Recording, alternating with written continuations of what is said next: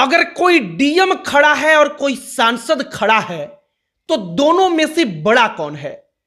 कोई आईएएस या कोई सांसद मंत्री अगर एक साथ बैठे हैं तो दोनों में से ज्यादा ताकत किसके पास है? अक्सर आपके मन में या लोगों के मन में यह सवाल आता रहता है। आज के वीडियो में आपको इसका जवाब मिलेगा कि कैसे डीएम लोक सेवक है और सांसद डीएम जिसके सेवक हैं उन लोगों का प्रतिनिधित्व करने वाला प्रतिनिधि है, और प्रोटोकॉल के लिहाज से डीएम की जो क्षमता है, डीएम का जो ताकत है वो सांसद से कम है।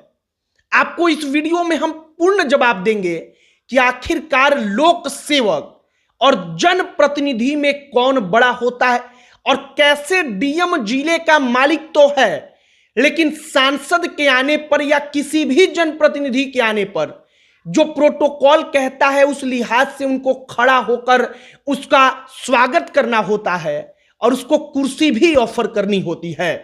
मसलन पंचायत का प्रधान जो होता है, ग्राम प्रधान, मुखिया, उसके आने पर भी प्रोटोकॉल कहता है कि डीएम को आदर सहित उसका स्वागत करना है। आपको आगे इसी के बारे में बताएंगे, लेकिन उससे पहले हमारा नमस्कार स्वीकार करिए। हमारा नाम मोहित कुमार सिंह है और आज डीएम किसी आईएएस और किसी मंत्री सांसद के पावर के ऊपर बात करेंगे। सबसे पहले भारत के संविधान को आप समझिए। भारत का संविधान जब किसी सांसद को, विधायक को चुनने की हमें शक्ति देता है, आम जनता को, तब वो कहता है कि वो इनका प्रतिनिधि होगा, मतलब कि जनता के तरफ से उसकी बात को रखने वाला।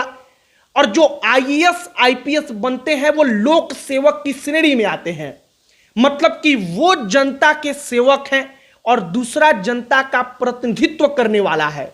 मतलब यहां पर जनता का प्रतिनिधि जो होगा वो बड़ा होगा। प्रोटोकॉल समझिए। कई बार इस बात को लेकर सवाल उठता है कि सरकारी अधिकारी कुछ समझते नहीं तो लोग कहते हैं कि अफसरशाही बढ़ गई है। आमतौर पर प्रोटोकॉल कहता है कि अगर कोई प्रधान है, मुखिया है पंचायत का, तो अगर वो भी आता है तो जो डीएम होंगे, वीडीओ होंगे, पीसीएस अधिकारी होंगे, इन तमाम लोगों को आदर सहित कुर्सी ऑफर करनी है। वो आएंगे तो उठकर उनका अभिवादन करना है। क्यों? क्योंकि वो जनप्रतिनिधि है, वो जनता का प्रतिनिधि है और उसका इज्जत इसलिए करना है क्योंकि उसका इज्जत मतलब कि जनता का इज्जत। अगर सीधे तौर पर आप पावर की बात करेंगे तो अगर कोई आईएएस डीएम की कुर्सी पर बैठा है तो वो डीएम पूरे के पूरे जिले का मालिक है। वो चाहेगा तो अपने जिले में प्रधानमंत्री के हेलीकॉप्टर को भी उस वक्त पर नहीं उतरने दे अगर वो इजाजत नहीं देगा तब। लेकिन डीएम प्रोटोकॉल के लिहाज से अगर कोई सांसद है तो उससे छोटा है। अब आप इस बात को समझिए कि प्रशासनिक हेड है डीएम, लेकिन सांसद जनप्रतिनिधि है। अगर सीएम हाउस को कोई ऑर्डर देना होगा कि जिला में कोई धारा लगा दो, कोई नया नियम लगा दो, तो सीएम हाउस सांसद को नहीं कहेगा, बल्कि सीएम हाउस सचिवालय डायरेक्ट जो डीएम साहब होंगे उनको ऑर्डर देगा। अब सांसद साहब जो होंगे वो तमाम मीटिंग्स में जब आते हैं, जाते हैं, तो डीएम प्रोटोकॉल के लिहाज से उनका सम्मान करता है क्योंकि वो जनप्रतिनिधि है। और अगर कोई सांसद मंत्री है तब तो वो जनप्रतिनिधि भी है और सरकार में शामिल व्यक्ति भी है जो सरकार चला रहा है। तो इस लिहाज से सबसे पहले प्रोटोकॉल के लिहाज से मंत्री आता है, फिर सांसद आएंगे, फिर अन्य जनप्रतिनिधि आएंगे और सबसे आखिरी में लोक सेवक आएंगे। इनके पद के नाम के आगे सेवक लगा है, मतलब कि वो सेवक हैं, जनता के नौकर हैं।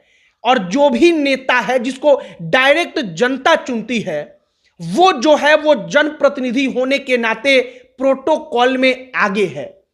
तो ये अलग अलग चीजें हैं, अलग अलग विषय हैं। मसलन अगर मान लीजिए कि कानून व्यवस्था को लेकर डीएम कोई मीटिंग कर रहे हैं तो वहां पर सांसद की राय उतनी महत्वपूर्ण नहीं हो जाएगी। वहां पर डीएम अपने हिसाब से, अपने लिहाज से आदेश देता है। उस मीटिंग में डीएम एक बड़े ओहदे की तरफ बैठा होता है।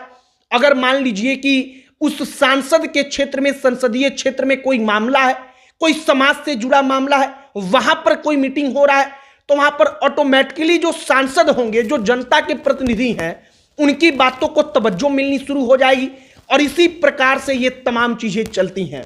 फिलहाल डीएम और जनप्रतिनिधि में कौन बड़ा, तो इसका स्पष्ट जवाब है कि जनप्रतिनिधि इस लोकतंत्र में बड़ा है, लेकिन डीएम सांसद के कहने से कोई भी प्लान जो है वो लागू नहीं होगा, कोई आदेश लागू नहीं होगा। किसी भी जिले में डीएम के कहने पर ही कोई आदेश लागू हो सकता है। और आमतौर पर कई बार आपने सुना होगा कि डीएम से सांसद के, विधायक की तनातनी होगी और ये तमाम चीजें इसी कारण होती हैं। बाकी हमने अपने तरफ से समझाने का प्रयास किया, आपकी क्या राय है कमेंट बॉक्स में लिखकर बताइएगा। बाकी आप क्या चाहते हैं कि और कौन से टॉपिक पर हम वीडियो बनाएं, आप कमेंट बॉक्स में लिखकर बताइएगा। हमारे साथ जुड़ जाइएगा। अब अंत में हमारा परिचय, हमारा नाम मोहित कुमार सिंह है। बहुत बहुत धन्यवाद।